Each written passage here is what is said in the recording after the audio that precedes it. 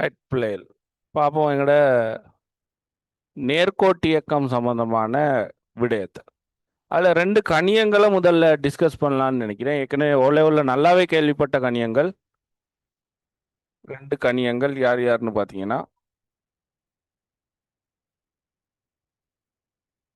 தூரம், இடப்பெயர்ச்சி.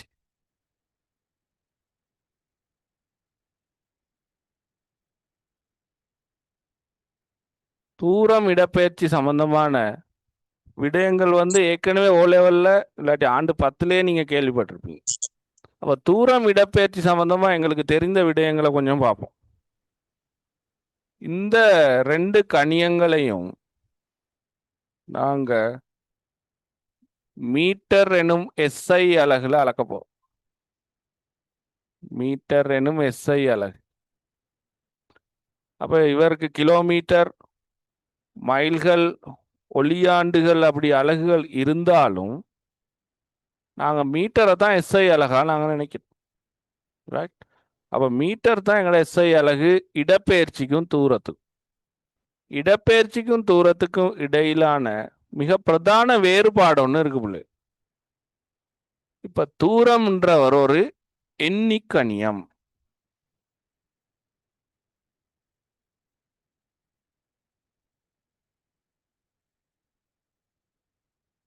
அதே மாதிரி இடப்பெயர்ச்சி ஒரு காவி கணியம்.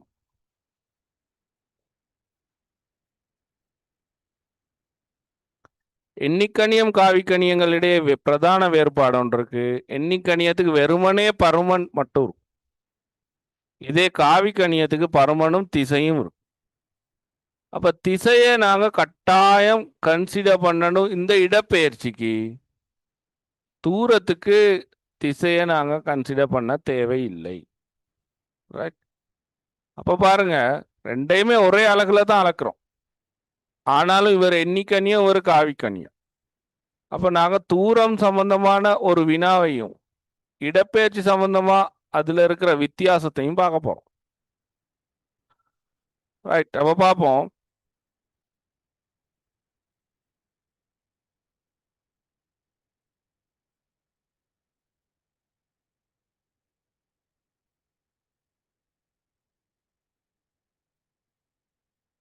ரைட், பார்ப்போம்.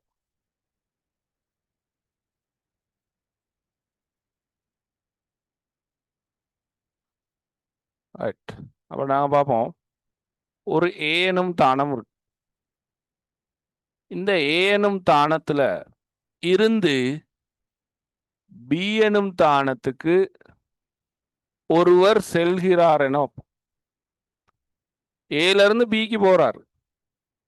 அப்ப ஏல இருந்து பிக்கு போறாருன்னு சொன்னா ஏபி வழியே இயங்குகிறார். ஏபி வழியே இயங்குகிறார். அப்ப ஏயிலிருந்து பிக்கான ஒரு டிரெக்ஷனோட ஒரு அம்புக்குறியை நான் போட்டிருக்கிறேன். இப்ப இது 200 மீட்டர்னு வைப்போம். அப்ப நாங்க ஒரு கருத்து சொல்லலாம். ஏபி கிடைப்பட்ட தூரம் இது ஒரு நேர்கோட்டில் இருந்தா ஏபி கிடைப்பட்ட தூரம்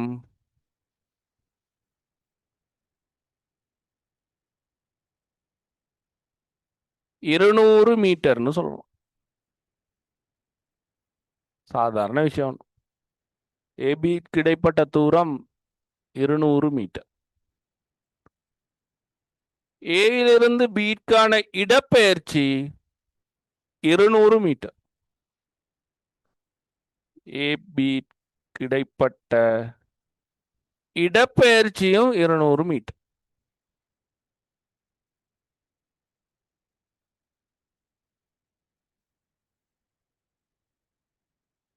இப்போ பாருங்க, இந்த இடத்துல திசைய கருதுனாலும் திசைய கருதாட்டியும் 200 மீட்டர் தான். திசைய கருதுனாலும் அதாவது இடப்பெயர்ச்சின்னு பார்த்தாலும் 200 மீட்டர், தூரம்னு பார்த்தாலும் 200 மீட்டர் தான். இந்த இடத்துல இடப்பெயர்ச்சியின் தூரத்தையும் நாங்கள் வேறுபடுத்த முடியாது. இந்த கேள்வி இந்த டயக்ராமை பொறுத்த வரைக்கும் இவங்க ரெண்டு பேரும் சேம். இதை இன்னொரு உதாரணத்தை பார்ப்போம்.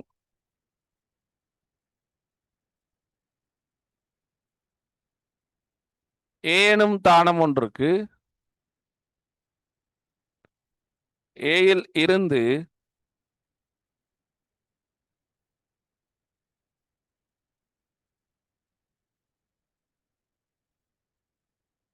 ஏயில் இருந்து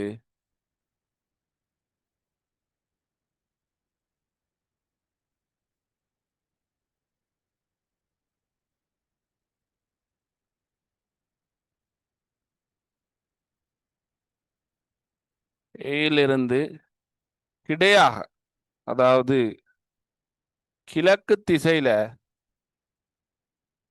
ஒரு 4 மீட்டர் போகும். அதோட நிக்காம இங்க இருந்து இங்க 3 மீட்டர் போறோம். இங்க போய் தான் பி அடைகிறோம். பாருங்க, இது செங்கோணம்னு. ஏயிலிருந்து 4 மீட்டர் கிழக்கு திசையில் சென்று அங்கிருந்து தெற்காக 3 மீட்டர் போறோம். இப்ப நல்லா விளங்கிறனும், இவர் இங்க போய் இங்க போயிருக்கார். இவருடைய பாதை இது, இவர் போன ரோட் இதுன்னு நினைக்கணும். இப்ப இதன்படி பார்த்தா ஏயிலிருந்து பீட்கான தூரம் 7 மீட்டர்னு போடும். அப்ப ஏயிலிருந்து பீட்கான தூரம் இந்த சந்தர்ப்பத்தை பொறுத்த வரைக்கும் தூரம் 7 மீட்டர். தூரம் எண்ணிக்கணியம் வெறுமனே கூட்டுறது மட்டும் தான் வேலை. எண்ணிக்கணியமா இருந்தா கூட்டுறது கழிக்கிறது, பருமனை மட்டும் தான் சொல்றோம். ஆனால் இடப்பெயர்ச்சி 7 மீட்டர் இல்லை. இடப்பெயர்ச்சி ஆரம்பத்தையும் இறுதியையும் ஒரு நேர்கோட்டில் இணைக்கும். வளைந்த கோட்டில் இணைக்க இயலாது, நேர்கோட்டில் இணைக்கணும். அப்ப தூரம் 7 மீட்டராக இருந்தாலும் இடப்பெயர்ச்சி 7 மீட்டராக இருக்காது. ஏ தானம் இருக்கு 4 மீட்டர், இங்க இருந்து இங்க ஒரு கோடு 3 மீட்டர், செங்கோணம் இங்கன பி, ஏயையும் பியையும் ஒரு நேர்கோட்டில் இணைக்கிறோம். ஏயும் பி ஆரம்ப தானத்தையும் இறுதி தானத்தையும் நேர்கோட்டில் இணைக்கிறோம். செங்கோண முக்கோணியில் பைதாரஸ் தேற்றத்தை பயன்படுத்த இங்க உங்களுக்கு 5 மீட்டர் வரும். ஏபி கிடைப்பட்ட தூரம் 7 மீட்டரா இருந்தாலும் ஏபிக்கான இடப்பெயர்ச்சி 7 மீட்டர் இல்ல. ஏபிக்கான இடப்பெயர்ச்சி 7 மீட்டர் இல்ல, இடப்பெயர்ச்சி 5 மீட்டர்.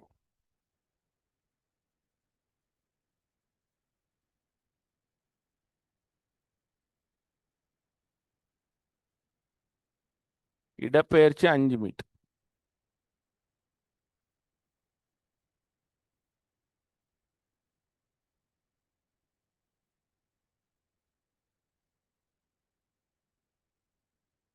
அப்ப இங்கன வேறுபடுறதுக்குரிய பிரதான காரணம் திசைகள் வேறுபடுது. இதுக்கு முதல்ல இருக்கிற உதாரணத்துக்கு திருப்பி போறேன். இதுக்கு முதல்ல இருந்த உதாரணம் பாருங்க, திசை வேறுபடவில்லை, ஒரு நேர்கோடு மாத்திரமே இருந்து. எனவே ஏபி கிடைப்பட்ட தூரம் 200, இடப்பெயர்ச்சி 200. இப்ப பாருங்க பிள்ளைகள், ஏபி கிடைப்பட்ட தூரம் 7 மீட்டராக இருப்பினும் இடப்பெயர்ச்சி 5 மீட்டரா தான் இருக்கும். இடப்பெயர்ச்சி குறைகிறது. அப்ப இடப்பெயர்ச்சி 5 மீட்டரா இருக்குது, தூரம் 7 மீட்டரா இருக்குது. இந்த இடத்துல சமப்படாம போயிருக்கு. இன்னொரு உதாரணத்துக்கு வருவோம்.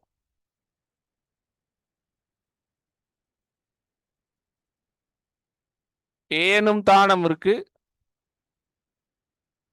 ஏயில இருந்து இந்த பக்கமா 100 மீட்டர் போயிட்டு இங்கன நிக்காம அப்படி டர்ன் ஆகி அதே திசையில இங்க வரும். இங்கதான் பி. சொல்ல போனா ஏயும் பியும் ஒரே தானத்துல இருக்கு. இங்க போய் இங்க வந்துருக்கு.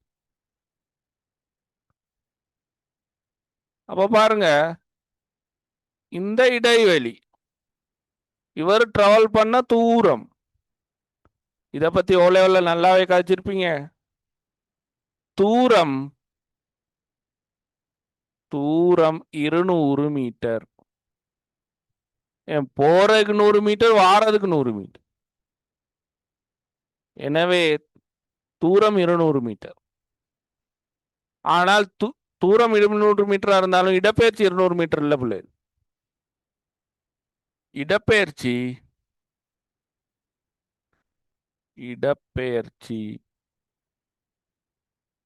ஆரம்பத்தையும் இறுதியையும் நேர்கோட்டால இணைக்கணும். ஆரம்பத்தையும் இறுதியையும் நேர்கோட்டால இணைக்கணும். ஆரம்பத்தையும் இறுதியை நேர்கோட்டால இணைச்சா பாருங்க, ஆரம்பத்தானமும் இறுதி தானமும் ஒரே தானம் தான். எனவே இடப்பெயர்ச்சி 0 மீட்டர். இடப்பெயர்ச்சி அடையவில்லை, ஆரம்பத்தானத்துக்கே மீண்டுள்ளது. இவ்வாறான வசனங்கள்ல நாங்க விளங்கிக்கலாம். ஆரம்பமும் இறுதியும் ஒரே இது. அப்ப இந்த இடத்துல இடப்பெயர்ச்சி 0. அடுத்த விடயம், இன்னொரு உதாரணத்தை பார்ப்போம்.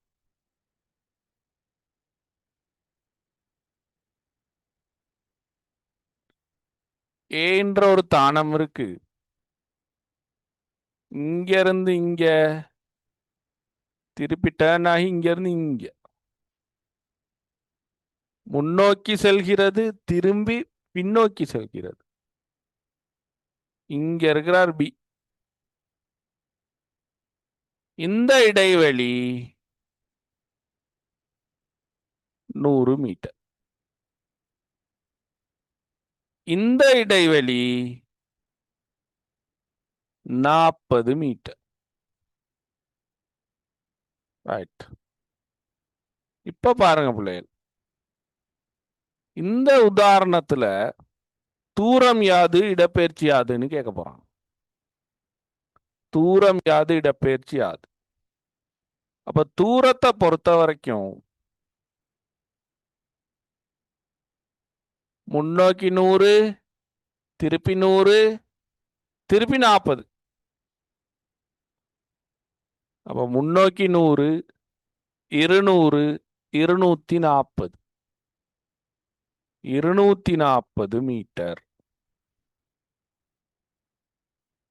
தூரத்தை பொறுத்த வரைக்கும் 240 மீட்டர். இடப்பெயர்ச்சி, இனி முக்கியமான ஒரு இடத்துக்கு வரும். இடப்பெயர்ச்சியை பத்தி இப்ப நாங்க எழுத போறோம். இப்ப இடப்பெயர்ச்சியை பத்தி எழுதக்குள்ள இப்படி போயிட்டு இந்த பக்கம் 40 உங்களுக்கு தெரியுது. அப்ப சய 40 போடலாமா? போடலாம். சய 40 போடலாம்.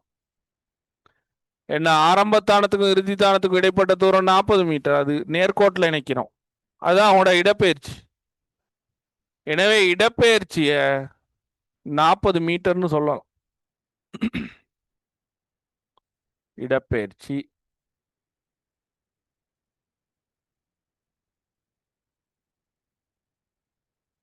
நாற்பது மீட்டர்.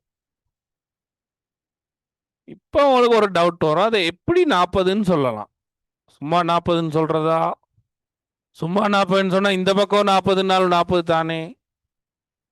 இப்ப நான் ஏல இருந்து 40ன்னு சொல்லலாம் தானே. அதாவது ஒரு டவுட் ஒன்று வரும். வரும்ல, ஏல இருந்து இப்படி ஒரு கோடு 40 மீட்டர் பி. இந்த பகுதியை பொறுத்த வரைக்கும் இடப்பெயர்ச்சியாவது 40 மீட்டர். இந்த பகுதியை பொறுத்த வரைக்கும் இடப்பெயர்ச்சி எவ்வளோ? 40 மீட்டர். இப்ப இதை சொல்றதுக்கு ஒரு வித்தியாசம் ஒண்ணு நாங்க காட்டணும்.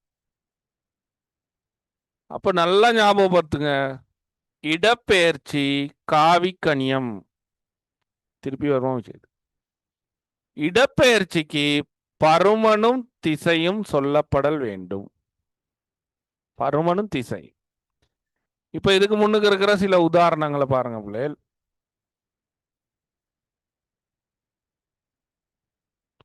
அப்ப நாங்க சில உதாரணங்களை பார்த்துட்டு வந்தோம். ரைட். இப்ப திருப்பி ஆரம்பத்துக்கு வரும். தூரத்துக்கு திசை சொல்ல தேவையில்ல, இடப்பெயர்ச்சிக்கு திசை சொல்லி ஆகணும், பருமனை சொல்லி ஆகணும். எனவே இடப்பெயர்ச்சிய நாங்க சொல்லலாம் பாருங்க, 200 மீட்டர் தானே, 200 மீட்டரை இப்படி சொல்லலாம். 200 மீட்டர் அப்படி சொல்றோம். அல்லது அம்புக்குரிய முன்னுக்கு போடுங்க, பருமனை அடுத்து எழுதுங்க, இப்படி சொல்லலாம். இடப்பெயர்ச்சி இதுக்கு முன்னுக்கு நாங்க அப்படி எழுதல. இப்ப கேள்வியை செஞ்சுட்டு போக்குள்ள ஒரு சந்தேகம் வருது, இந்த 40 எப்படி சொல்லலாம்? இடப்பெயர்ச்சி எழுதக்குள்ள திசையோட எழுதி பழகுங்க ஆரம்பத்துல இருந்து, அப்போ உங்களுக்கு ஒரு டவுட் ஒன்று வராது. ரைட். அப்படி 2வது உதாரணத்துக்கு போவோம். தூரம் 7 மீட்டர், திசை சொல்ல தேவையில்ல, ஆனா இடப்பெயர்ச்சி 5 மீட்டர், திசை சொல்ல வேண்டும், திசை சொல்ல வேண்டும். அப்ப இடப்பெயர்ச்சி 5 மீட்டர் திசைய நாங்க எப்படியெல்லாம் சொல்லலாம்? அப்ப இடப்பெயர்ச்சி 5 மீட்டரை நாங்க சொல்லலாம் பாருங்க, இந்த திசையில 5 மீட்டர், இந்த அம்புக்குரிய அரோல காட்டு, இந்த அப்படி காட்டுறீங்க, இந்த திசையில ஒரு எரோ மாதிரி ஒன்று போட்டு இடப்பெயர்ச்சியை காட்டுங்க. அல்லது இதை தாண்டி ஒரு சிறந்த விடையை நாங்க சொல்லணும்னு நினைச்சா, இந்த இடத்துல பாருங்க பிள்ளைகள், ஒரு கோணத்தை போடுறோம். அந்த இடத்துல ஒரு கோணத்தை போடுறோம். அந்த கோணம் பார்த்தீங்கன்னா இது ஒரு கிடைக்கோடு, கிடைக்கோட்டோட ஆக்குற கோணம் தீட்டா. இப்ப கொஞ்சம் அந்த கிரிட்டிக்கலான விஷயத்துக்கு, ஓ லெவல்ல திரிகோண கணிதத்துல நாங்க tan தீட்டா படிச்சிருக்கோம், sin தீட்டா cos தீட்டா படிச்சிருக்கோம். இப்ப இடப்பெயர்ச்சியிட பருமனை வெறுமனே இப்படி போட்டு காட்டலாம், இந்த திசையில 5. இன்னும் திறம்பட சொல்லணும்னா கோணத்தோட சொல்லலாம். கோணத்தோட சொல்றதுக்கு இப்ப பாருங்க பிள்ளைகள், இந்த உதாரணத்தை தான் நான் கொஞ்சம் விளங்கப்படுத்துறேன். tan தீட்டாவை காண்றோம். tan theta 3/4. tan தீட்டாவை காணலாம், sin தீட்டாவோ cos தீட்டா ஏதோ ஒன்று. இப்ப நான் இடப்பெயர்ச்சியை சொல்லணும். இடப்பெயர்ச்சியை சொல்வதற்காக பருமனையும் திசையும் சேர்ந்து சொல்ல போறேன், பருமனையும் திசையையும் சேர்ந்து. எனவே எனக்கு சொல்லலாம் பாருங்க, இங்க நான் தீட்டாவை எழுவாயாக்குறேன், தீட்டாவை எழுவாயாக்கு. அப்ப tan இன்வர்ஸ்னு போகும்.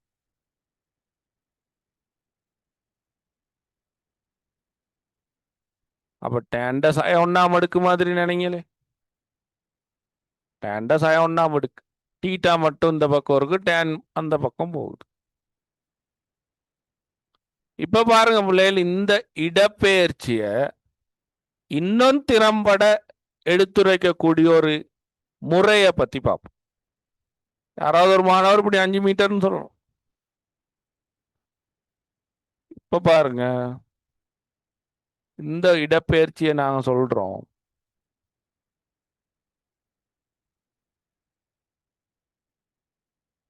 இப்படி ஒரு கோடு, இப்படி ஒரு கோடு, கோணம் tan இன்வர்ஸ் 3/4 5 மீட்டர். பாருங்க, இடப்பெயர்ச்சியை நீட்டா எழுதி காட்டி, இந்த திசையில இவ்வளவு கோணத்துல இவ்வளவு தூரம், அதுதான் உங்களோட இடப்பெயர்ச்சின்னு சொல்றோம். அப்ப பாருங்க, அம்புக்குறி ஆரம்பத்துல இருந்து இறுதியை நோக்குன மாதிரி அம்புக்குறி இருக்கணும். இயக்கம் துவங்குது இங்க, முடியுது இங்க. அம்புக்குறி ஆரம்பத்தில் இருந்து இறுதியை நோக்கியதாக இருக்கணும். திசையை சொல்லக்குள்ள அம்புக்குறி சொல்லணும். அம்புக்குறி சொல்லாட்டி இங்கிட்டு போகுதா இங்கிட்டு போகுதான்னு டவுட் வரும். ஏயிலிருந்து பிக்கு செல்கிறது. எனவே அம்புக்குரிய முக்கியம். அம்புக்குரிய சரியா போடுங்க. ரைட். இப்ப வருவோம் இந்த வினாக்கு. இதுவும் ஒரு உதாரணம். இதுல பருமன் பூச்சியம், இடப்பெயர்ச்சியில பருமன் பூச்சியம். பருமன் பூச்சியமா இருந்தா திசை சொல்ல தேவையில்லை. அதே இடத்துக்கு வந்துருச்சு தானே. ஆரம்பத்தையும் இறுதியையும் ஜாயின் பண்ணினாலும் அதே பாயிண்ட் தானே வரும். ஒரு நேர்கோடு உங்களுக்கு கிடைக்காதே. அப்ப இந்த இடத்துல நீங்க திசை சொல்ல தேவையில்லை, திசை சொல்லவும் முடியாது. அடுத்த விஷயத்த பார்ப்போம். இப்ப வருவோம் அடுத்த வினாக்கு. ஏயிலிருந்து இந்த பக்கம் 100, இங்கிட்டு 100, எனவே இங்கிட்டு 100. ரைட். இப்ப இடப்பெயர்ச்சி எங்களுக்கு 40. இப்ப உங்களுக்கு விட கிளிக் ஆயிருக்கும். இப்ப எப்படி இடப்பெயர்ச்சியை சொல்லணும்னு ஒரு ஐடியா வந்திருக்கும். இடப்பெயர்ச்சி திசைய போடுங்க, 40 மீட்டர்னு போடுங்க. இடப்பெயர்ச்சிய சொல்ற விதத்தை ஸ்டார்ட்ல இருந்தே நீட்டாவே பழகு. அப்ப உங்களுக்கு நீங்க இன்னொரு இந்த விரிவுபடுத்திக்கிட்டு போகக்குள்ள, இந்த பாடம் விரிவடைஞ்சு போகக்குள்ள உங்களுக்கு டவுட் வராது. முதல்ல இருந்தே திசையோட போனீங்க. இடப்பெயர்ச்சி ஒரு காவி கணியம், பருமனும் திசையும் சொல்லப்பட வேண்டும். எனவே தூரத்துக்கு அந்த கதை சொல்லல. தூரம் எண்ணி கணியம், வெறும் பருமன் தான். ரைட். அப்ப இடப்பெயர்ச்சிக்கும் தூரத்துக்கும் ஒரு வித்தியாசத்தை எடுத்துரைக்கிற மாதிரி ஒரு 4 உதாரணத்தை பார்த்தோம். இனி இதுல போவோம். இதுல இருந்து அந்த பக்கம் இதுக்கு அடுத்த செக்ஷனுக்கு போவோம். என்ன விடயம்னு பார்ப்போம்.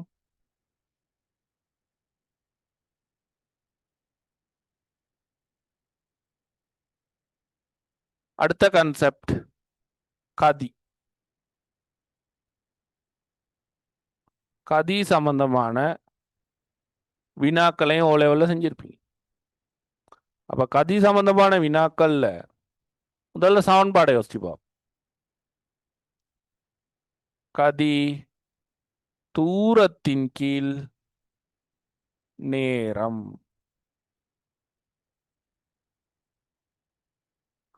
கதி தூரத்தை நேரத்தால பிரிக்கிறோம். தூரத்தை மீட்டர்ல அளக்குறோம், நேரத்தை செகண்ட்ல அளக்குறோம். எனவே இவர் மீட்டர், இவர் செகண்ட். எனவே கதியின் தேறிய அலகு மீட்டர் செகண்ட் -1 ஓ லெவல்லே படிச்சிருக்கு, மாற்று கருத்தில். அப்ப அலகு பாத்தீங்கன்னா மீட்டர் செகண்ட் -1. இதுதான் உங்களோட கதியிட அலகு. நல்லா ஞாபகம் வச்சுக்கிறனும்.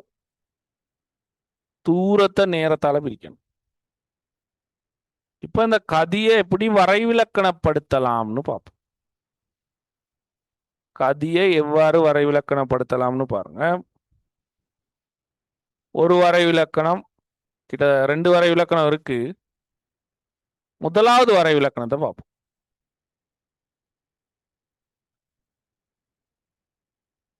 ஒரு துணிக்கை, அது வாகனமா இருக்கலாம், இல்லாட்டி எதுவும் பொருளா இருக்கலாம். ஒரு துணிக்கை ஓரலகு நேரத்தில்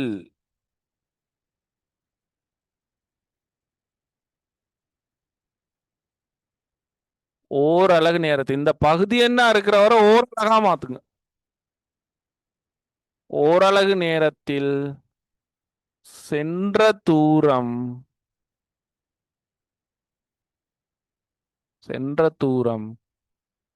கதி எனப்படும்.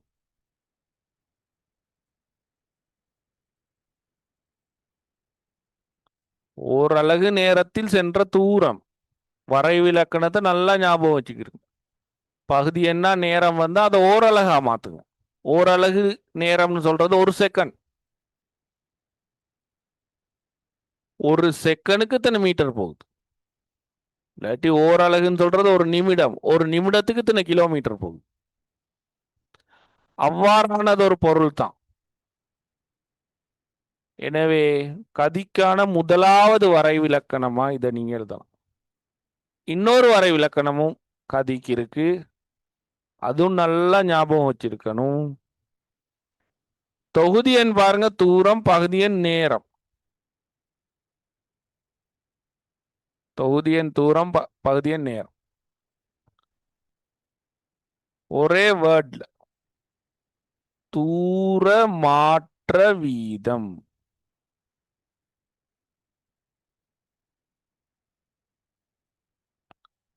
கதி எனப்படும்.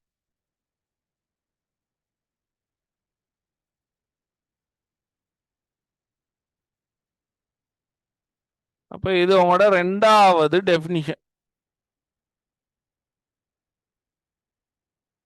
கதி என்றால் என்ன? தூர மாற்ற வீதம். அது மட்டும் போதும். இல்ல நாங்க டீப்பா எழுதுறோம்னா இப்படியும் எழுதலாம், ரெண்டும் சேம் மீனிங் தான். இப்ப பாருங்க பிள்ளைகள், கதிக்கான ஒரு விடயத்தை பத்தி நாங்க போட்டிருக்கோம். கதிக்கான விடயம். இப்ப பார்ப்போம், கதி சம்பந்தப்பட்ட ஒரு வினாவை பார்ப்போம். கதி சம்பந்தப்பட்ட ஒரு வினா. ஏன்னு ஒரு தானம் இருக்கு, இங்க இருந்து 50 மீட்டர் தூரம் இருக்கு, பீன்ற புள்ளி இருக்கு 50 மீட்டர் தூரத்துல. இங்க இருந்து ஒரு துணிக்கை புறப்படுது,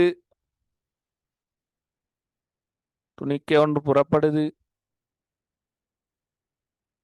அதுவும் இந்த திசையில புறப்படுது. மாறா கதி 10 ms -1 போகுது. கதி 10 ms-. ஏயிலிருந்து பீட்க்கு செல்ல எடுக்கும் நேரத்தை கேட்கலாம்.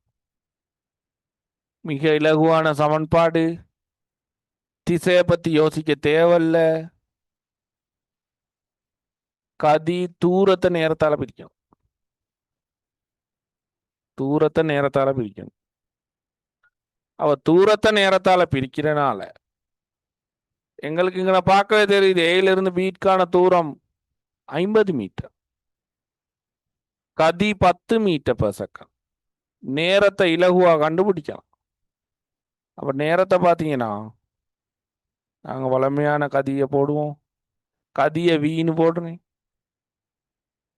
தூரத்தை எஸ்ன்னு போடுறேன், நேரத்தை டீன்னு போடுறேன். எங்களுக்கு தூரமும் தெரியும், கதியும் தெரியும். எனவே நேரத்தை எழுவாயாக்குவோம். தூரத்தை வேகத்தால் கதியால பிரிக்கிறேன். 50 மீட்டர் 10 மீட்டர்/செகண்ட், 5 செகண்ட். 5 செகண்ட்.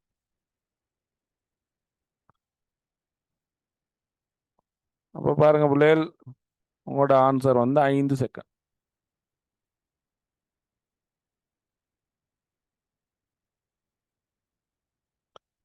5 செகண்ட்ல பிஐ அந்த துணிக்கை அடையும்.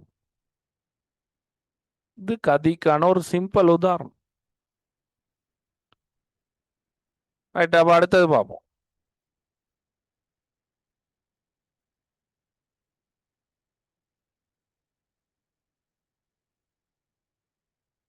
ஏன்ற தானம் இங்க இருக்கு, பி இங்க இருக்கு, ஏ இவரு, பி இவரு. 4 மீட்டர், 3 மீட்டர், துணிக்கை புறப்படுது, 2 ms-1 போகுது, மாறா கதியோட போகுது. மாறா கதி. அப்ப பாருங்க, மாறா கதி இப்படி போயிட்டு இப்படி போகுது. மாறா கதி. மாறா கதி 2 ms-1.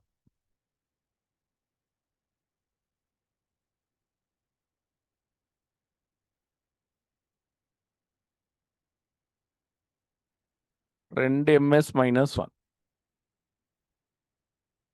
எனவே நேரத்தை கேட்குறாங்க. நாங்க திசை ஒன்றும் பார்க்க தேவையில்ல. போன தூரம் 4 3 7. தூரத்தை தான் எக்ஸ் அச்சில் போடணும். தூரத்தை எக்ஸ் அச்சில் போட்டீங்கன்னா கவனிங்க புள்ளேல்,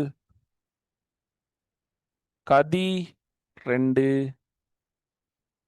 தூரம் 7, நேரத்தை டீன்னு போடுவோம். கதி 2, தூரம் 7, நேரம் டி. எனவே டி 7/2 3.5 செகண்ட். 3.5 செகண்ட். அப்ப இவ்வாறானது ஒரு வினாக்கு நாங்க கதி சமன் தூரத்தின் கீழ் நேரம்ன்ற சமன்பாடை கையாண்டிருக்கோம். அடுத்து இன்னொன்னு பார்ப்போம்.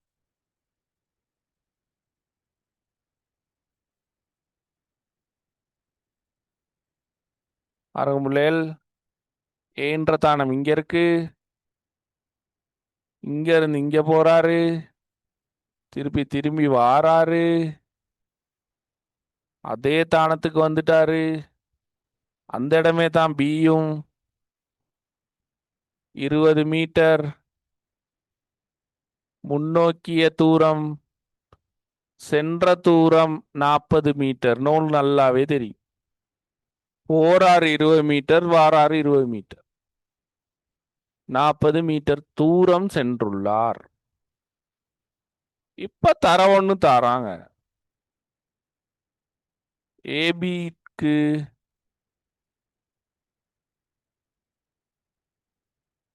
இயங்க, அதாவது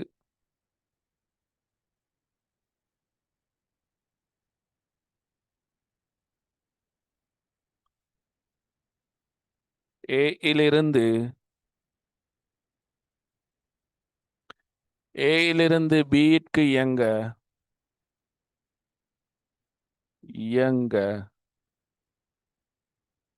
எடுத்த நேரம் 8 செகண்ட் தரோம். ஏயிலிருந்து பிக்கு இயங்க எடுத்த நேரம் 8 செகண்ட். எனவே கதியாதுன்னு கேட்குறாங்க. கதியாது.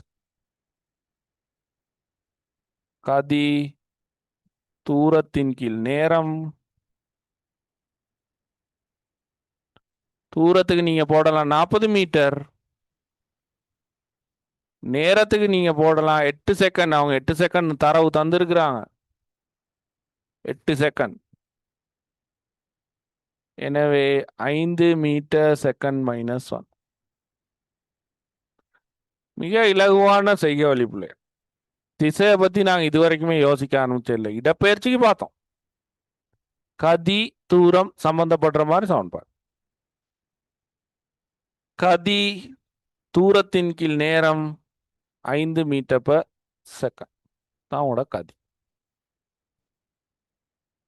அப்ப பாருங்க பிள்ளைகள், இதிலிருந்து இன்னொரு வினாகும்.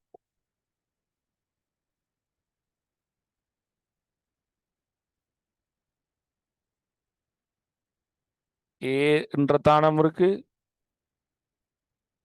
இங்க இருந்து இங்க போகுது, திரும்பி இப்படி இங்க வருது. இங்க இருந்து 20 மீட்டர், இங்க இருந்து 10 மீட்டர்.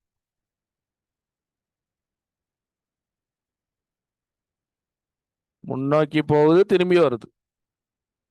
சென்ற தூரம் 50 மீட்டர்னு பார்த்தோன்னே கண்டுபிடிக்கணும். ஏயிலிருந்து பீட்கான தூரம் 50 மீட்டர். ரைட், அப்ப கண்டினியூ பண்ணுவோம்.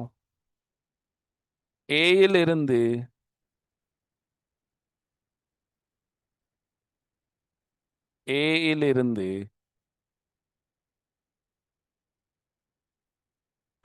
பீட்க்கு செல்ல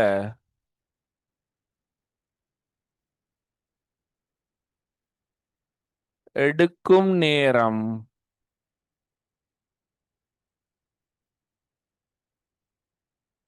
ஏயிலிருந்து பிக்கு செல்ல எடுக்கும் நேரம்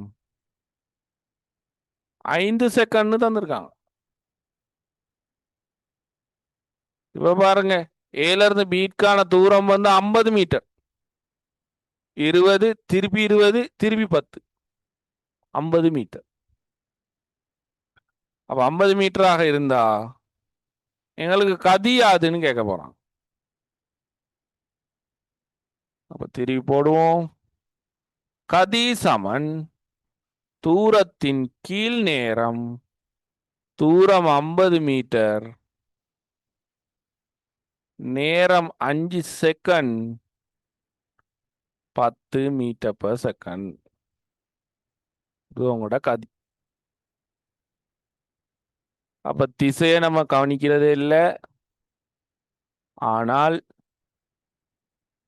தூரங்கள் எல்லாத்தையும் கூட்டுறோம், வழங்கப்பட்ட நேரத்தால பிரிக்கிறோம், அல்லது ஒருவேளை நேரத்தை கேட்டா நேரத்தை எழுவாயாக்குறோம். இந்த இலகுவான சமன்பாட்டில் நேரத்தை எழுவாயாக்கிட்டு தூரத்தை கதியால பிரிச்சாலும் உங்களுக்கு நேரம் கிடைக்கும். தூரத்தை கதியால பிரிச்சாலும் நேரம் கிடைக்கும். அப்ப பாருங்க பிள்ளைகள், பிரிக்க வேண்டிய கணியத்தை எழுவாயாக்குறதும் சாதாரண தரத்துல கற்ற ஒரு விஷயம் தான். இதுல இருந்து நாங்க கதியை கண்டுபிடிச்சிருக்கோம். இனி பார்ப்போம் கதி சம்பந்தமான இன்னொரு வினா, கொஞ்சம் அட்வான்ஸ் ஆன.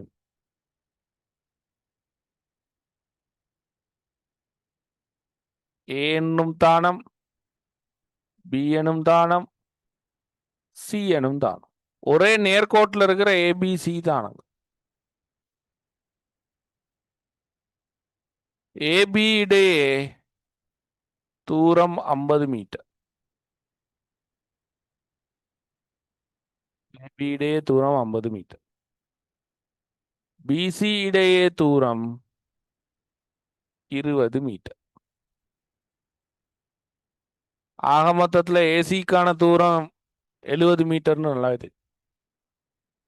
தூரம் 70 மீட்டர். ஏயிலிருந்து பிக்கு கதி பார்த்தீங்கன்னா 10 ms - 1 தராங்க. ஏயிலிருந்து பீட்கான கதி 10. பியில் இருந்து சீட்கான கதி 5 ms - 1. இப்போ இந்த ரெண்டு இயக்கங்களை ஒன்னா சேர்க்கிறோம். மறந்துடக்கூடாது, நேர்கோட்டு இயக்கம். வளைந்த இயக்கமோ வட்ட இயக்கமோ அல்ல, நேரா முன்னோக்கி செல்கிறது. இப்ப இதுல உங்களுக்கு கேட்கலாம் பாருங்க, ஏ பீட்க்கு ஏயிலிருந்து பீட்க்கு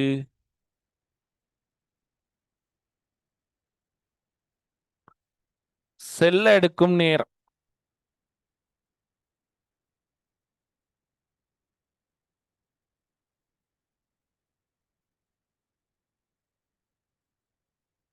ஏயிலிருந்து பீட்க்கு செல்ல எடுக்கும் நேரம்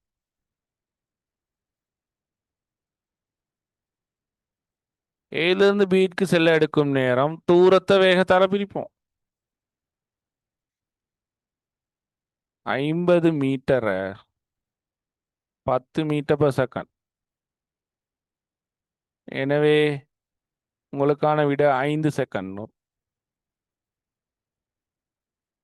5 செகண்ட். இனி பியிலிருந்து சீட்க்கு துணிக்கை செல்லுது. கதி 5 ms - 1, தூரம் 20 மீட்டர். இனி கேட்கலாம் பாருங்க, பி தொடக்கம் சி வரை, அதாவது இட்கு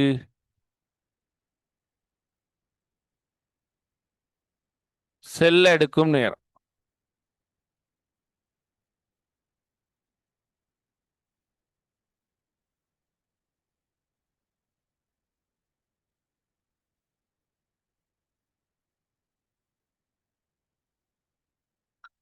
அப்ப பில இருந்து சீட்க்கு பாத்தீங்கன்னா 20 மீட்டர் 5 மீட்டர் per second. எனவே பியில இருந்து சீட்க்கு செல்ல எடுக்கும் நேரம் 20 மீட்டரை 5 மீட்டர் per second பிரிக்கிறீங்க, 4 செகண்ட். ஏயிலிருந்து பி, பியிலிருந்து சி. எனவே முதல்ல எடுத்த நேரம் 5 செகண்ட், அடுத்து 4 செகண்ட். கதிகளை கண்டுவிட்டோம். அப்ப கதிகள் சம்பந்தமான வினாக்கள்ல போயிட்டு திரும்பி வர்றது கேள்வி செஞ்சோம், போறது செங்குத்தா திரும்புற மாதிரி கேள்வி செஞ்சோம், போறது போன புள்ளிய தாண்டி வர்ற மாதிரி கேள்வி செஞ்சோம், போற தூரமே 2 பகுதியா பிரிச்சு 2 வேறுபட்ட கதிகள்ல செல்ற மாதிரி கேள்வி செஞ்சோம். இது கதி. இனி அடுத்த கான்செப்டுக்கு போவோம். இப்ப இந்த கதி தூரத்தை நேரத்தால பிரிக்கிறது. மறந்துடக்கூடாது, கதி ஒரு எண்ணிக்கணியம். திசை பார்க்கலைனா எந்த ஒரு கதியை காண்றதுக்கும் திசை கன்சிடர் பண்ணவில்லை. கதி ஒரு எண்ணிக்கணியம்.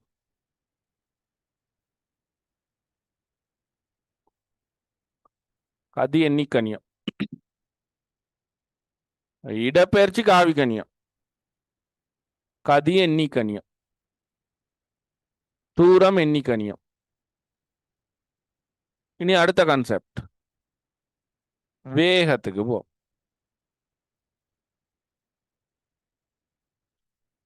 வேகம், வேகத்துக்குரிய சமன்பாடு இடப்பெயர்ச்சியை நேரத்தால பிரிக்கணும்.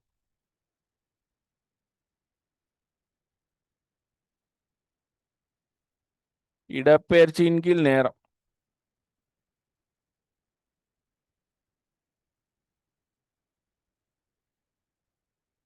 இடப்பெயர்ச்சியை நேரத்தால பிரிக்கணும். இடப்பெயர்ச்சி ஒரு காவிக்கணியம், வேகமும் ஒரு காவிக்கணியம். இப்போ வேகத்தை துணிய போறோம். இப்ப பாருங்க, ஒரு உதாரணம் பார்ப்போம். ஏயிலிருந்து பிக்குரிய தூரமும் 100 மீட்டர், இடப்பெயர்ச்சி 100 மீட்டர். தூரம் 100 மீட்டர், இடப்பெயர்ச்சி 100 மீட்டர். நேர்கோட்டில் பார்த்தா ரெண்டும் சமமா தான் வரும். இங்கிருந்து ஏயிலிருந்து பிக்கு செல்ல எடுத்த நேரம், செல்ல எடுத்த நேரம் 4 செகண்ட். ஏயிலிருந்து பிக்கு செல்ல எடுத்த நேரம் 4 செகண்ட். முக்கியம்.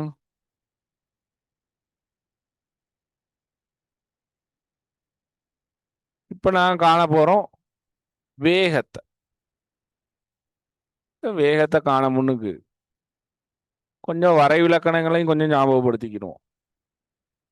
தூரத்துக்குரிய வரைவிலக்கணம் பாருங்க பிள்ளைகள்.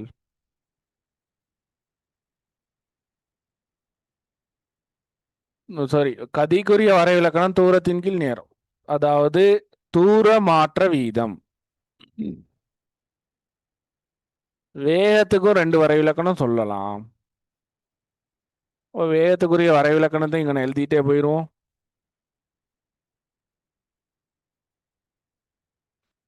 ஒரு இலகுவான வரைவிலக்கணம் இருக்கு. ஓரலகு நேரத்தில் துணிக்கை அடைந்த இடப்பெயர்ச்சின்னு சொல்லலாம், அல்லது இடப்பெயர்ச்சி மாற்ற வீதம்னு சொல்லலாம். அப்போ டெஃபினிஷனை கொஞ்சம் எழுதிக்கிறோம்.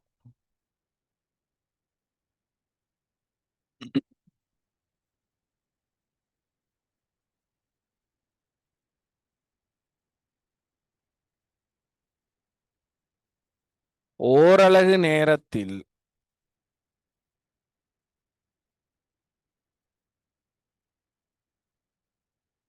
துணிக்கை அடைந்த இடப்பெயர்ச்சி.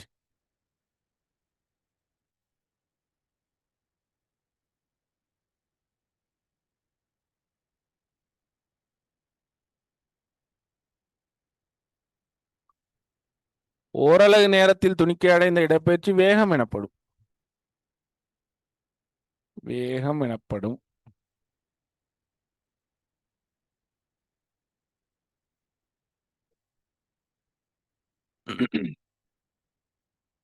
அல்லது இடப்பெயர்ச்சி மாற்ற வீதம், அதாவது டெஃபினிஷன் 2, இடப்பெயர்ச்சி மாற்ற வீதம்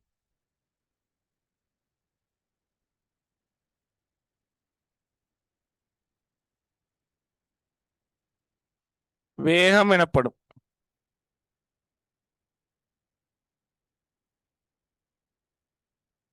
இடப்பெயர்ச்சி மாற்ற வீதம் அல்லது ஓரலகு நேரத்தில் துணிக்கை அடைந்த இடப்பெயர்ச்சி, இந்த 2 விதமா நீங்க சொல்லலாம். வேகத்தை வரைவிலக்கணப்படுத்தலாம். விஷயத்துக்கு வருவோம். ஏயிலிருந்து பிக்கு செல்ல எடுத்த நேரம் 4 செகண்டா இருந்தா வேகம் யாதுன்னு கேக்குறாங்க 1வது, கதி யாதுன்னு கேக்குறாங்க 2வது. அப்ப பாருங்க, வேகம் யாருன்னு பாத்தீங்கன்னா 100 4ஆல பிரிக்க 25 ms - 1. மிக முக்கியமான விஷயத்துக்கு வருவோம். வேகத்தை கண்டுட்டோம், இடப்பெயர்ச்சிய நேரத்தால பிரிச்சிட்டோம். இடப்பெயர்ச்சி நேரத்தால பிரிக்க 100 4ஆல பிரிக்க 25ன்னு வந்துருச்சு. எனவே வேகம் 25 ms - 1. ஆனால் வேகம் ஒரு காவிக்கணியம்.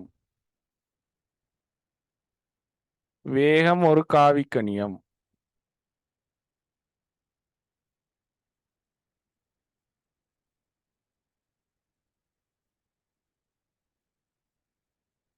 வேகம் காவிக்கணியம். வேகம் காவிக்கணியம்ன்றனால திசை கட்டாயம் சொல்லணும். அப்ப பாருங்க திசை எப்படி சொல்லலாம். ஏயிலிருந்து பியை நோக்கி போகுது. ஏயிலிருந்து பியை நோக்கி போகுது. இப்போ நான் படம் வரைஞ்சிருக்கிற போதுதான் வலப்பக்கமா போகுது, இல்லாட்டி கிழக்கு திசையை நோக்கி போகுது.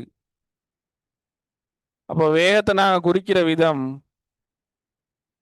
மறந்துடக்கூடாது. இந்த திசையில 25.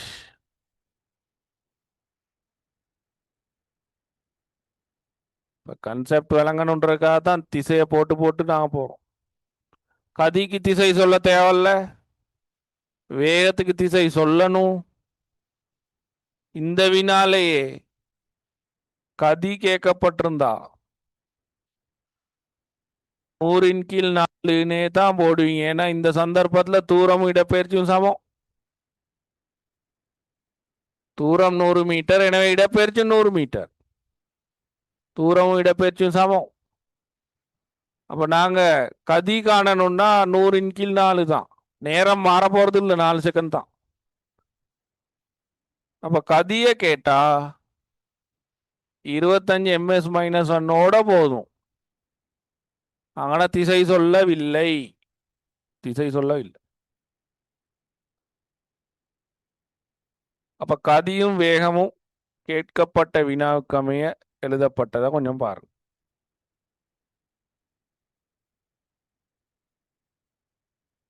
இனி ஒரு வினாவுக்கு வருவோம். ஏன்ற தானம் இங்க இருக்கு. இங்கிருந்து செங்குத்தாக திரும்பி இப்படி போய் செங்குத்தா திரும்புது. 6 மீட்டர்.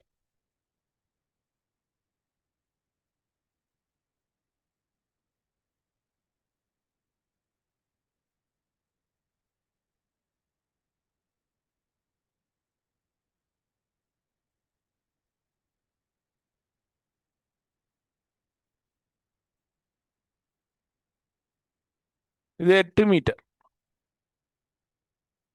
இங்க பி இருக்கு.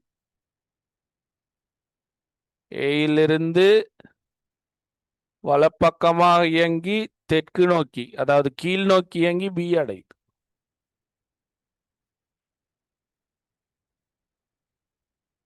தூரம் 14 மீட்டர், டவுட்டே இல்லை. இடப்பெயர்ச்சி 10 மீட்டர், டவுட்டே இல்லை. ஏனென்ற ஆரம்பத்தை இறுதியை இணைப்பீங்க. 10 மீட்டர். பைதாகரஸ் தேற்றப்படி 6 வர்க்கத்தையும் 8 வர்க்கத்தையும் கூட்டி வர்க்கமூலம் எடுத்தா 10 மீட்டர். இப்ப முக்கியமான விடயம், துணிக்க உண்மைக்குமே இயங்குனது இப்படி போய் இப்படித்தான். ஏ தொடக்கம் பி வரை இயங்க எடுத்த நேரம் 2 செகண்ட் தான். ஏ தொடக்கம் பி வரை இயங்க எடுத்த நேரம் 2 செகண்ட். அப்ப கதி யாரு வேகம் யாருன்னு கேட்க போறான். கதி யாரு வேகம் யார்? கதிய முதல்ல செய்வோம். உங்களுக்கான 1வது வினா, கதியாக இருப்பின்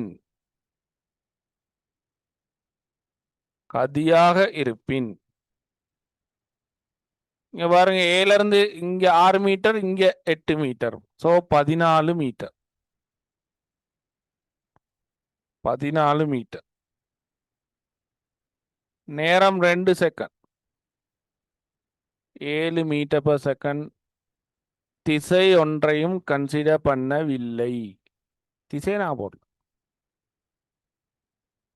இப்ப அடுத்து வேகத்தை பார்க்க போறோம். வேகத்தை காண போறோம்.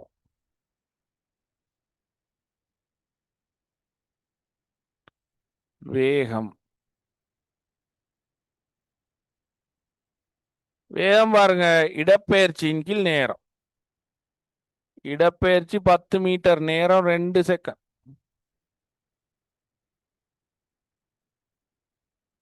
இடப்பெயர்ச்சி ஆரம்பத்தையும் இறுதியை இணைக்கிறேன், அதான் டபுள் ஏரோல காட்டுறது. இப்படி போய் இப்படி போனாலும் சரிதான், இப்படி போனாலும் சரிதான், ஒரே இடப்பெயர்ச்சி.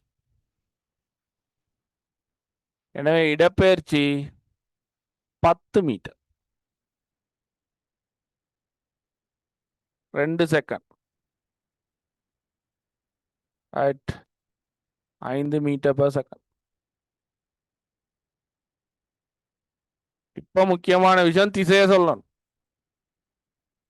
திசையை கண்டுபிடிப்போம். திசை யாருன்னு பாருங்க. தீட்டாவை போடுவோம். tan தீட்டாவோ கொஸ் தீட்டாவோ சைன் தீட்டாவோ எழுதலாம். நான் இப்போதைக்கு tan தீட்டாவை எழுதுறேன். tan தீட்டா எதிர்பக்கத்தின் கீழ் அயல் பக்கம். எதிர்பக்கத்தின் கீழ் அயல் பக்கம். இதை வேணா சுருக்கலாம், 4/3. எனவே தீட்டா சமன் tan இன்வர்ஸ் 4/3. 4/3. இப்ப பாருங்க,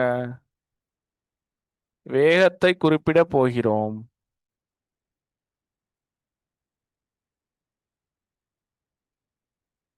இந்த திசையில ஏபி இந்த திசையில தான் இருக்கு. இந்த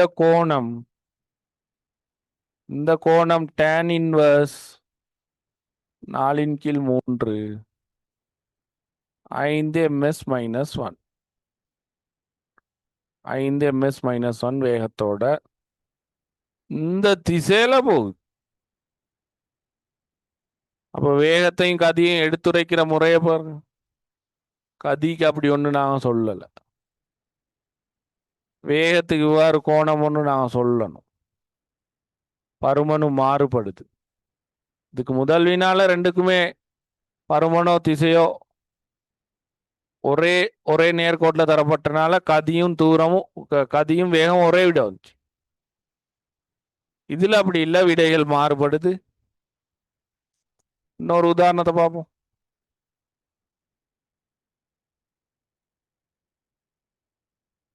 இன்னொரு உதாரணம் பாருங்க பிள்ளைகள். ஏன்ற தானம் இங்க இருக்கு, துணிக்கை முன்னோக்கி செல்லுது, டேர்ன் ஆகுது, பின்னோக்கி வருது. இப்போ டேர்ன் ஆகிற தூரத்தை நாங்கள் கணக்கெடுக்கிற இல்லை. இது 20 மீட்டர். மீண்டும் ஏயவே அடைஞ்சிருச்சு. மீண்டும் ஏயவே அடைஞ்சிருச்சு. அப்ப இவர் இங்க போய் இங்க வந்து அப்படி வரைய அடைஞ்சிட்டார். இனி ஏ டு பி, இந்த இடத்துல தான் பியும் இருக்கு. ஏயிலிருந்து பி வரை செல்ல எடுத்த நேரம்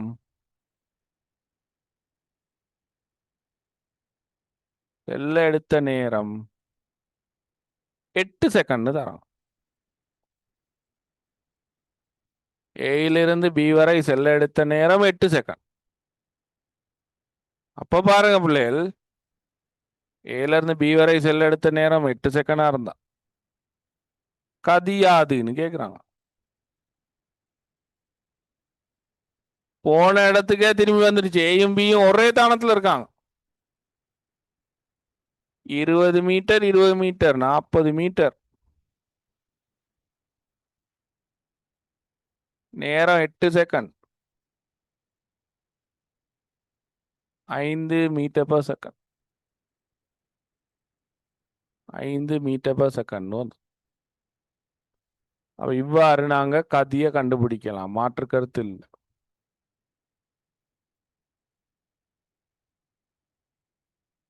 ரைட். அப்ப வேகத்தை கண்டுபிடிக்க போறோம்.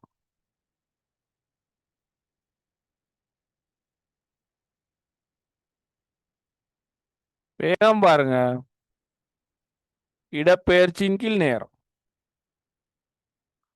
இப்படி போனால், இப்படி போற துணிக்கை இப்படி திரும்பிட்டா இடப்பெயர்ச்சி 0. இடப்பெயர்ச்சி 0. எனவே வேகம் துணிகிற வினால இடப்பெயர்ச்சிக்கு 0 போட்டு நேரத்தை 8ஆல, நேரம் வந்து 8, நேரத்தால பிரிக்கணும். இடப்பெயர்ச்சி 0, தொகுதி எண் 0, பகுதி எண்ணுக்கு ஒரு நம்பர் வந்தாலும் வேலையில் ஆன்சர் 0 தான் வரும். பாருங்க, வேகம் 0 ms மைனஸ். ஆனால் கதி 0 இல்லை, வேகம் 0 வருது. அப்ப கதி வேகம் இங்கன நல்லாவே வேறுபடுது. இங்கன திசையை சொல்லவும் தேவையில்ல, வேகத்துக்கு போன இடத்துக்கே வந்தனால. கதிக்கு எப்படியும் திசை சொல்ல போறது இல்லை. எனவே உங்களோட கதிக்கான விட இது, வேகத்துக்கான விட 0 ஆகிறது. இன்னொரு உதாரணத்தை பார்ப்போம்.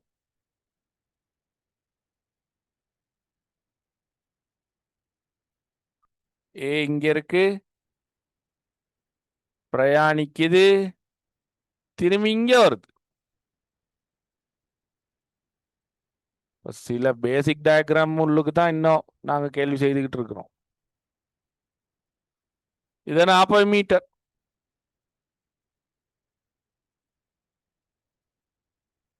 இது 20 மீட்டர்.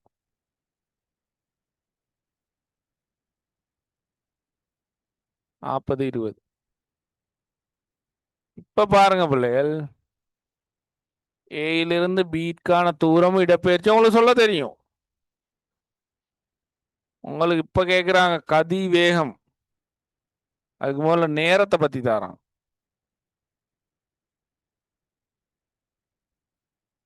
ஏ தொடக்கம் பி வரை இயங்கெடுத்த நேரம்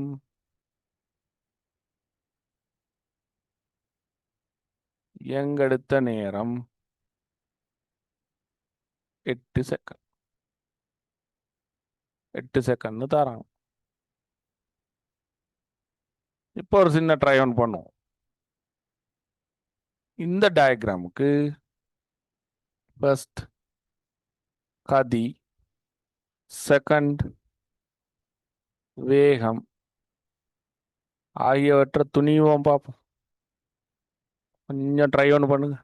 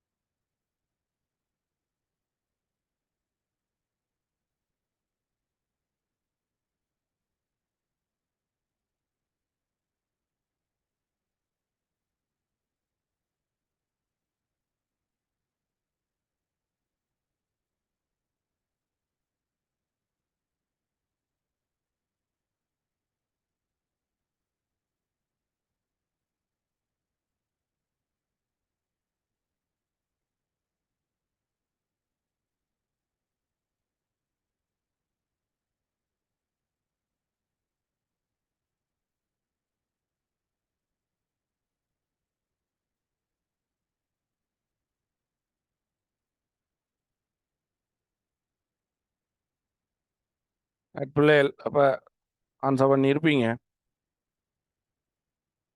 ரைட்டாக பார்ப்போம்.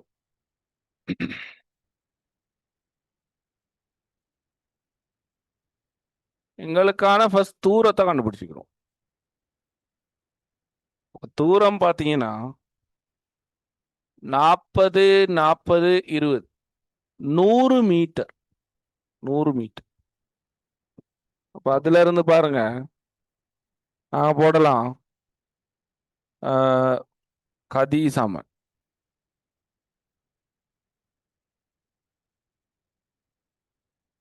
கதி 100 மீட்டரை 8 செகண்டால பிரி 12.5 மீட்டர் பர் செகண்ட்.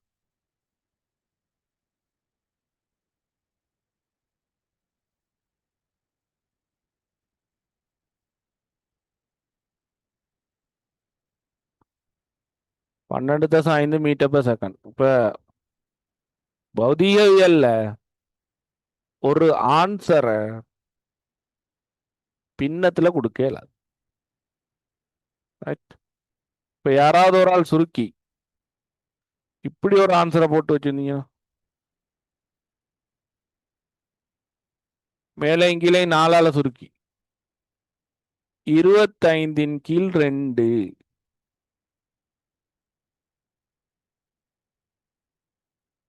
பிழையான விடையாக கருதப்படும். சுருக்கலுக்கு மார்க்ஸ் கிடைக்காது. அப்ப அதுல தெளிவா இருங்க பிள்ளைகள். பௌதீகவியல் மேத்ஸ்ல பிரச்சனை இல்லை, கம்பைன் மேத்ஸ்ல அந்த இஷ்யூஸ் இல்லை. பௌதிகவியல்ல ஒரு விடைய தசமத்துல தான் கொடுக்கணும். இதுக்கு சரி போடுவாங்க, இதுக்கு பிழை போடுவாங்க, ரெண்டும் ஒரே விட தான்.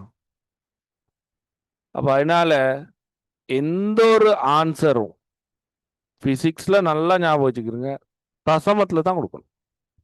முழு எண்ணா வந்தா பிரச்சனை இல்லை, பின்னத்துல ஆன்சரை கொடுக்கல. பின்னத்துல கொடுத்தா அந்த பகுதிக்குரிய புள்ளிகள் கிடைக்காது. ரைட், அடுத்தது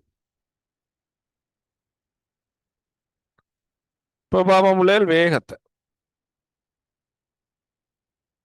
வேகத்தை கவனிங்க. இடப்பெயர்ச்சி தேவை. இடப்பெயர்ச்சி இந்த பக்கம் 20. எனவே வேகம் பாருங்க பிள்ளைகள்,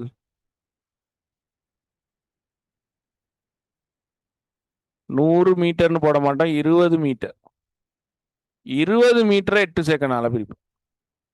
ஏன்னா தேரிய இடப்பெயர்ச்சி 20 மீட்டர் தான். 20 8ஆல பிரிப்போம், 2.5 ms - 1. அப்ப 20 கீழ் 8 5 கீழ் 2ன்னு வைக்கலாது.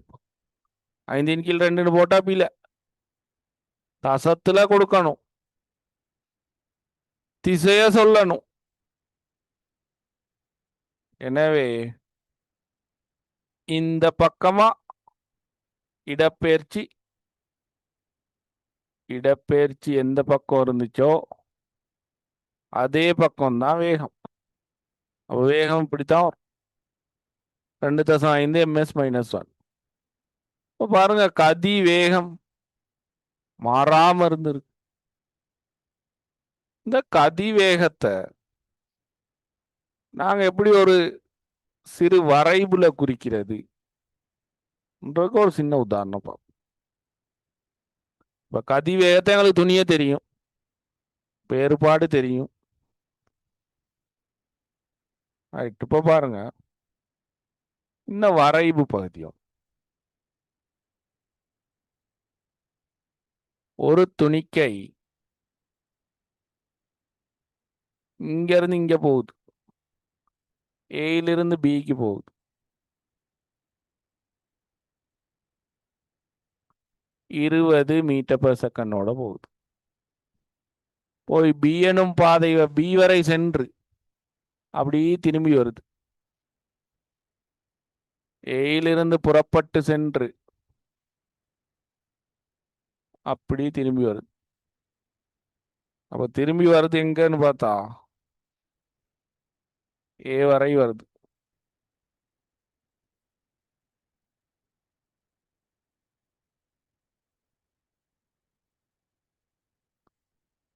ஏயிலிருந்து புறப்பட்டு மீண்டும் ஏ வரை வருது. இடப்பெயர்ச்சி 0, மாற்று கருத்து இல்லை. வேகம் 0, மாற்று கருத்து இல்லை. விஷயம் என்னன்னா 20 ms - 1 வேகத்துடன் செல்கிறது. இது ஒரு 100 மீட்டர் நோப்பு.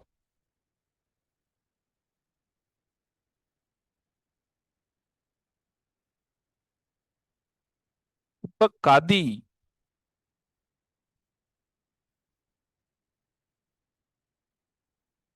கதி 20 மீட்டர்,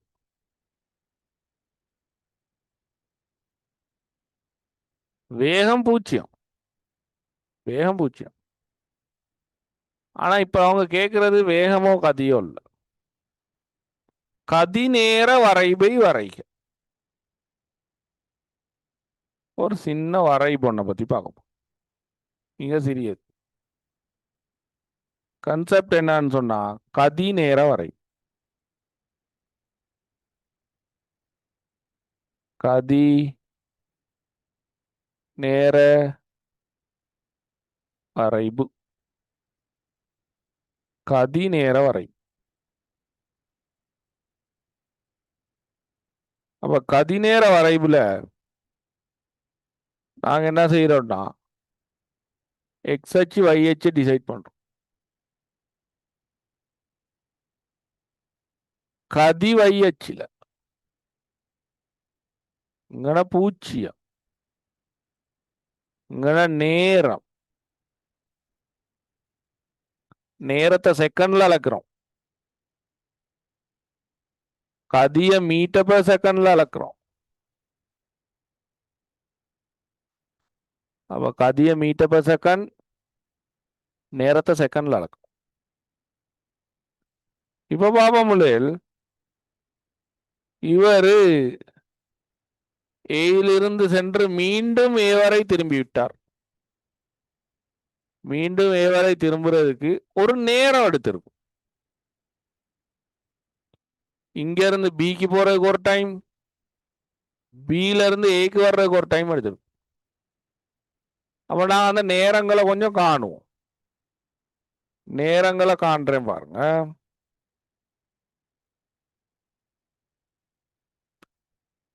நேரம் ஒண்ணு காண போறோம். ஏயிலிருந்து பி, ஏயிலிருந்து பிக்கு செல்ல எடுக்கும் நேரத்தை காணப்போம். அப்ப ஏயிலிருந்து பிக்கு செல்ல எடுக்கும் நேரத்தை காணணும்னா இங்க இருந்து இங்க 100 மீட்டர் போகணும். 20 மீட்டர் பெர் செகண்ட் வேகத்தோட போகுது. இப்ப பாருங்க, அதுக்கான நேரம் 100 metre 20 metre per second 5 second. இனி பார்ப்போம், போனது அப்படியே திரும்பி வருது. போனது அப்படியே திரும்பி வருது. அப்ப டி பிஏ பில இருந்து ஏக்கு வருது. பில இருந்து ஏ, பில இருந்து ஏக்கு வந்தாலும் 100 மீட்டர் வந்தே ஆகணும். 20 மீட்டர் பெர் செகண்டோடய திரும்பி வருது. அப்ப அதுக்குரிய டைம் என்னன்னு பாத்தீங்கன்னா, அப்பையும் 100 மீட்டரை 20 மீட்டர் தான் 5 செகண்டே தான் வருது.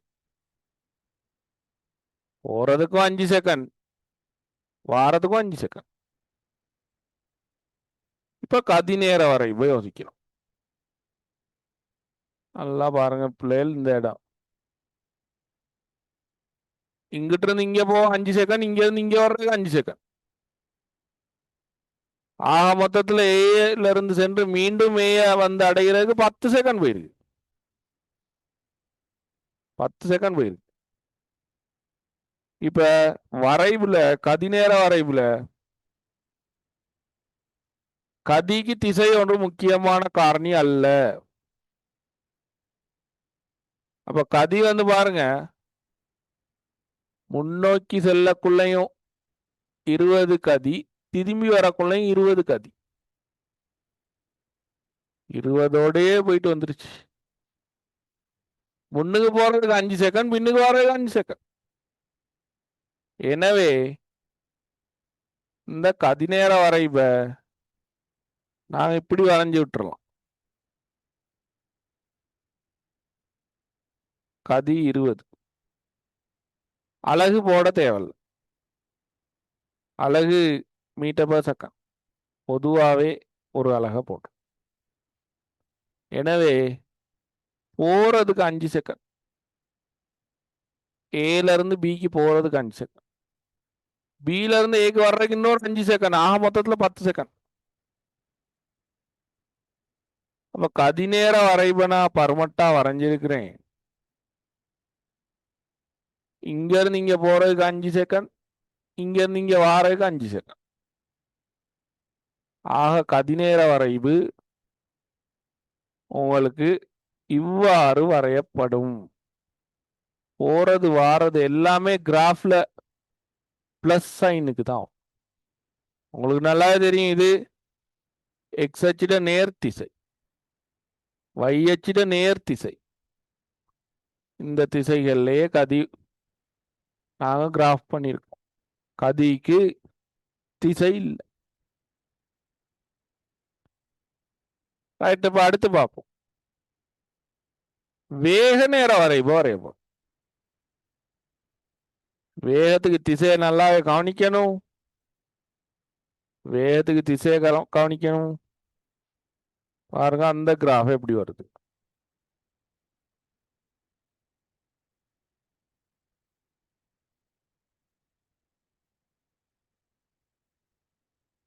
இது வேகம். வேகத்தை மீட்டர் பெர் செகண்ட்ல தான் அளக்குறோம். ஆனா 0 வரைபுல கட்டாயம் 0 பிரதியிடணும். நேரம் செகண்ட். என்ன எங்கட முக்கியமான விஷயம் சொன்னா போன திசை மாறுது. போற திசை மாறுது. ஏயிலிருந்து பிக்கு செல்கிறது.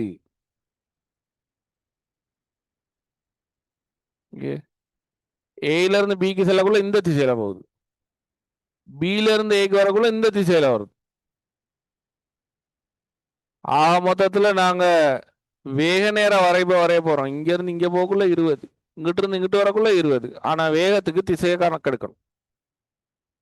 கதிக்கு திசை கணக்கு இல்லை. அப்ப பாருங்க இந்த கிராஃப்ல முன்னோக்கி செல்வதை நேர்ல போடுறேன். 5 செகண்டுக்கு 20 வேகத்தோட போகுது. முன்னோக்கி செல்லுது. ஏல இருந்து பிக்கு செல்லுது. பின்ன பில இருந்து ஏக்கு வரப்போகுது. பியில் இருந்து 8க்கு வரப்போகிறது. அப்ப இந்த கிராஃப்ல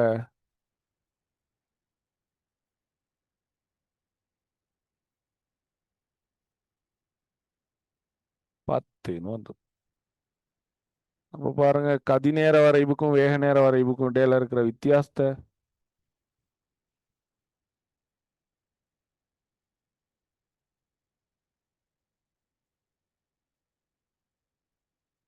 இது 20.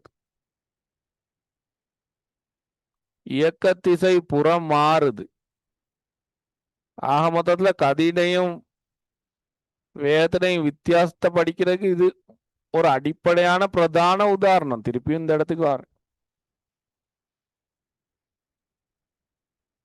அப்ப முன்னோக்கி செல்கிறது, திரும்பி வருது. முன்னோக்கி போறதுக்கு 5 செகண்ட், திரும்பி வர்றதுக்கு 5 செகண்ட். அதை எங்க கண்டிருக்கிறோம். கதி நேர வரைபொன்னு வரைகிறோம். திசைக்கு முக்கியத்துவம் கொடுக்கல. 20 ms -1 போயிட்டு வந்துருச்சு. போக 5 செகண்ட், வர 5 செகண்ட், மொத்தம் 10 செகண்ட். கிராஃப மேலேயே வரைஞ்சாச்சு. திசையை வரையல், திசையை மார்க் பண்ணல. ரைட். இப்ப வேக நேர வரைவு வரைகிறோம். வேக நேர வரைவ திசையோட சேர்த்து வரையணும். அப்ப முன்னோக்கி ஏல இருந்து பிக்கு போக்குள்ள உள்ளது மேல வரைஞ்சோம்னா, கிராஃப்ல YHல பிளஸ்ல வரைஞ்சோம்னா, பில இருந்து 8க்கு வாரத YHட மறை வரணும், கீழே வரையணும். காவிக்கண்ணியம். அப்ப இவர் காவிக்கண்ணியம்னால நீங்க கீழ் நோக்கி வரைய வேண்டும். அந்த இடத்துல மிக கவனம். இங்க 5 செகண்ட். பாருங்க வேக நேர வரைவும் கதி நேர வரைவும் வேறுபடுற தானே. இங்கன வரைக்கும் ரெண்டும் ஒரே மாதிரி தானே போயிருக்கு. கதி நேர வரைவும் வேக நேர வரைவும் ஒரே மாதிரி தான் போயிருக்காரு. ஆனா இந்த 5வது செகண்டுக்கு பிறகு இயக்க திசை புறம் மாறுது. ஏல இருந்து பிக்கு போயிட்டு பில இருந்து டர்ன் ஆகுறாரு. இயக்க திசை புறம் மாறக்குள்ளையும் கதிய அப்படியே தான் மெயின்டைன் பண்ணுவோம், திசையை கணக்கெடுக்காதனால. ஆனா வேகத்தை நாங்க கீழ இருந்து வரைகிறோம். வேகத்துல பருமன் மாறல, 20 தான். ஆனால் கதி இங்கன கதியில பருமன் மாறல, வேகத்துல பருமன் மாறல, திசை மாறுது. திசை மாறுது. அப்ப இந்த இடத்துல பிள்ளைகளுக்கு வரக்கூடிய ஒரு டவுட், நாங்க ஸ்டார்ட்ல வேகத்துக்கு 0ன்னு போட்டோம். பிள்ளைகளுக்கு வரக்கூடிய ஒரு சாதாரண டவுட் ஒன்று பாருங்க பிள்ளைகள். இந்த மாதிரி ஒரு வினாவிற்கு சராசரி கதி கேட்டா 20 தான் விட. ஆனா சராசரி, அதாவது போறது வாரது, தேறிய இடப்பெயர்ச்சி சைபர். தேறிய இடப்பெயர்ச்சி சைபர்னு சொல்லக்குள்ள நாங்க வேகத்துக்கு சைபர் போட்டோம். அவ வேகத்துக்கு சைபர் போட்டுட்டு இங்கன கிராஃப்ல வேகத்துக்கு பருமனை போட்டு வரைஞ்சிருக்கிறோமே, ஏன்ற ஒரு சந்தேகம் ஒன்று வரும். மறந்துடக்கூடாது, நாங்க இங்கன இதுக்கு முன்னுக்குள்ள வினால எல்லாமே நாங்க வேகத்துக்கும் கதிக்கும் பருமன் எழுதி எழுதி எழுதி வந்தோம். எல்லாத்துக்கும் எழுதுனோம். வேகத்துக்கு பருமனுக்கு திசை எழுதி, வேகத்துக்கு திசை எழுதினோம், பருமன் கதிக்கு பருமனை மட்டும் போட்டோம். அப்ப அங்கன எல்லாம் எழுதுனது சராசரி கதி, மொத்த தூரத்தை மொத்த நேரத்தால பிரிச்சோம். சராசரி வேகம், சராசரி வேகம் தான் சைவர். இவரை பார்த்தோன்னே வேகம் சைவர்னு போடுறோம், சராசரி வேகம் சைவர். அப்ப சராசரி வேகம் சராசரி கதி, இது போகக்குள்ளையும் 10, வரக்குள்ளையும் 10, போகக்குள்ளையும் 20, வரக்குள்ளையும் 20, சராசரியும் 20. போகக்குள்ள 20, வரக்குள்ள 20, 20 கூட்டி 2ஆல பிரிச்சா 20 தான், கதி 20. ஆனா வேகம் சைபர் வருது. கொஞ்சம் யோசிச்சு பாருங்க. நேர் 20, திரும்பி வரக்குள்ள மறை 20, நேர் 20 மறை 20 கூட்டுனா 0, 2ஆல பிரிச்சாலும் 0. அப்போ பருமன் காண்ற கேள்வியில ஏல இருந்து தொடங்கி திருப்பி ஏக்கே வந்துட்டா வேகம் 0, ஆனால் கதி 0 இல்லை. நாங்க அங்கன கண்டது சராசரி வேகம், அதை நல்லா விளங்கிறோம். நம்ம கண்டது சராசரி வேகம். வேக நேர வரைவுல பருமன் வரக்குள்ள சில பிள்ளைகளுக்கு டவுட் வரும், நான் சைபர்னு தானே கண்டுபிடிச்சேன், ஏன் எனக்கு பருமன் வந்திருக்கு? சராசரி தான் சைபர். இங்கன 20 கூட்டி 2ஆல பிரிச்சா 20 தான், 20 மறை 20 கூட்டி 2ஆல பிரிச்சா 0. அந்த இடத்துல மிக கவனமா இருங்க. அப்ப இன்னைக்குரிய செஷன்ல நான் சொன்ன விடயங்கள் இவ்வளவுதான் பிள்ளைகள். கதி, வேகம், தூரம், இடப்பெயர்ச்சி சம்பந்தமான ஒரு பேசிக் கான்செப்ட் ஒன்று பார்த்தோம். அப்ப கதி வேகம் வித்தியாசப்படுற இடங்கள்ல வரைபுல ஒரு எளிய முறையில் ஒரு சிறிய வரைபொன்னு தான் நாங்கள் இப்போதைக்கு வரைஞ்சிருக்கிறோம். இவ்வாறான ஒரு வேறுபாடு இருக்கிறத நாங்கள் விளங்கிக்கிட்டோம். இனி அடுத்து வர்ற கிளாஸுகளில் நாங்கள் இதை தாண்டி இதுக்காங்கிட்டு சிலபஸை கொண்டு போவோம். மெக்கானிக்ஸ் பாடத்துல ஸ்டார்டிங் பாயிண்ட் இதுதான். அப்போ மெஷர்மெண்ட்டையும் நாங்கள் ஒரு கிளாஸாக செய்வோம், மெக்கானிக்ஸும் போவோம். இப்போ மெக்கானிக்ஸையும் 27 பிள்ளைகள் பிடிச்சிக்கலாம். மெஷர்மெண்ட் படிச்சாதான் எனக்கு மெக்கானிக்ஸ் விளங்கணும் இல்லை. இந்த கிளாஸ்லையும் நீங்கள் ஜாயின்ட் ஆகலாம். இந்த கிளாஸும் ஒவ்வொரு ஞாயிற்றுக்கிழமையும் நடக்கும். ஏன்னா ஞாயிற்றுக்கிழமை நடக்க வேண்டியதுதான் இன்னைக்கு நடக்குது. இப்படி மெஷர்மெண்ட்டையும் நீங்க தனியா படிக்கலாம். இந்த பாடத்துல நோட்ஸ் அந்த பாடம் குழம்பும் அப்படி ஒன்று நினைக்கிறாரு. 26 பிள்ளைகளுக்கு பிரச்சனை இல்லைன்னு நினைக்கிறேன் மெக்கானிக்ஸ். 27 பிள்ளைகளுக்கு தான் அநேகமாக மெஷர்மெண்ட் தேவைப்படும்.